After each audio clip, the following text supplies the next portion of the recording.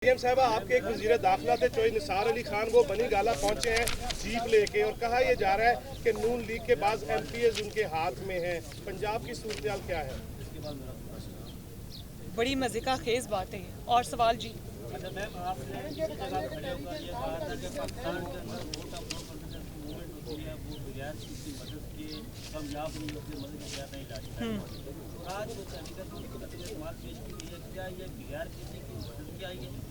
बगैर किसी की मदद के कामयाब नहीं हो सकती, न्यूट्रलिटी से भी कामयाब हो सकती है। जी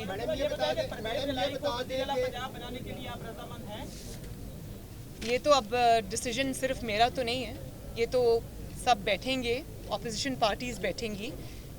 नवाज शरीफ साहब, शहबाज शरीफ साहब जो कि हमारी जमात के सदर हैं, ये सबके साथ मिलके ये फैसले होंगे।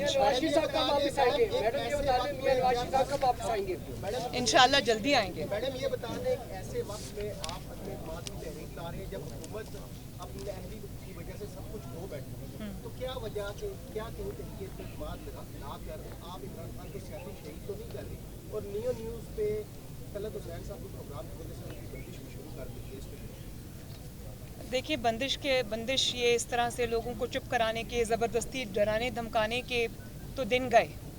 अब तो इमरान खान साहब के हिसाब किताब का और उनकी बंदिश का वक्त है। अब तो उसकी खैर मनानी चाहिए। दूसरा जो आपने सवाल किया, देखें 4 साल बहुत होते हैं परफॉर्मेंस दिखाने के लिए, और अगर आप ये समझते हैं, आप उस दिन तकरीर में मैं इमरान खान साहब को सुन रही थी, वो ये कह रहे थे कि अहमकाना बातें आजकल वो करते हैं और एक एक बात से उनका डिफीटिस्ट माइंडसेट जो है वो झलकता है, और उनकी जो तकारीर हैं वो एक हारे हुए शख्स की तकरीर होती है। उसमें कभी वो मज़हब कार्ड इस्तेमाल करते हैं, कभी साजिश कार्ड इस्तेमाल करते हैं, कभी वो करप्शन कार्ड इस्तेमाल करते हैं। तो उनको ये पता होना चाहिए कि आवाम ने उनको रेड कार्ड दिखा दिया है, अब उनके हिसाब देने का वक्त है, अब उनके इल्ज़ाम लगाने का वक्त नहीं है।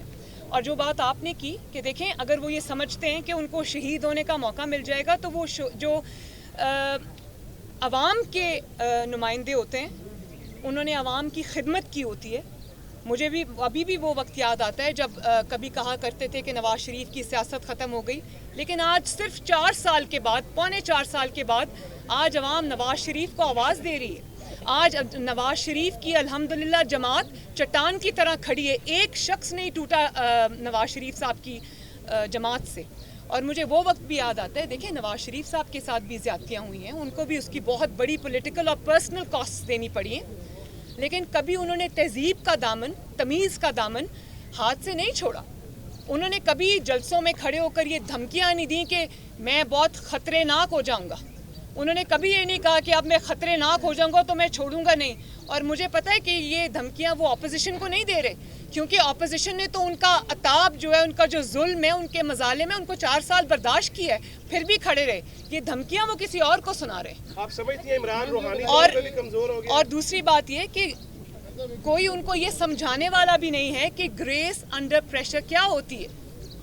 मतलब हम भी उन्हीं मरहलों से गुजर कर आए हैं, लेकिन कभी गालम गलोच नहीं की, कभी ज़बान दराजी नहीं की, कभी बाजारी ज़ुबान इस्तेमाल नहीं की, कभी बोहतान नहीं लगाया, असूल पर बात की है, फैक्ट्स पे बात की है।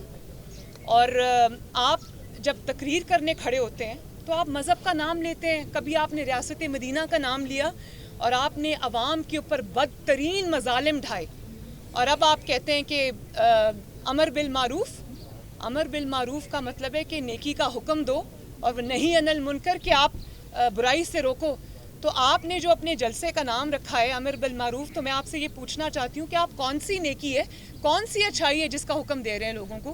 क्या आप लोगों को ये बता रहे हैं कि आपने जो आटे की कीमतें, चीनी की कीमतें, डीजल की कीमतें, पेट्रोल की कीमतें, तेल की कीमतें, सब्जियों की कीमतें, दाल की कीमतें, दवाइयों की कीमतें आपने आसमान पर पहुँचा दी हैं, तो क्या उस अच्छाई में आपका साथ दें? या आप खड़े होकर जब जलसों में बदतमीज़ी करते हैं, बदतहज़ीबी करते हैं, अपने मुखालिफिन को नाम ले लेके बुलाते हैं? कभी मौलाना फजल रहमान साहब एक सीनियर सियासतदान हैं, आप उनके मुखालिफ बात कर सकते हैं, उनके ख़िलाफ़ बात कर सकते हैं, आप उनके ऊपर सियासी बात कर सकते हैं, लेकिन जिस तरह आप खड़े होकर इल्काबात से नवाजते हैं तो आपको वो हदीस नहीं पता। एक हदीस ये भी है, या कन्वीनियंटली आपने वो चीज़ याद, मज़हब کے لبادے میں اپنی بدتمیزی کو اڑانا ہے تو وہ بھی ایک حدیث ہے کہ نام لوگوں کے نام رکھنے سے اور ان کو القابات سے نوازنے سے منع کیا ہے، تو وہ آپ کنوینئنٹلی بھول جاتے ہیں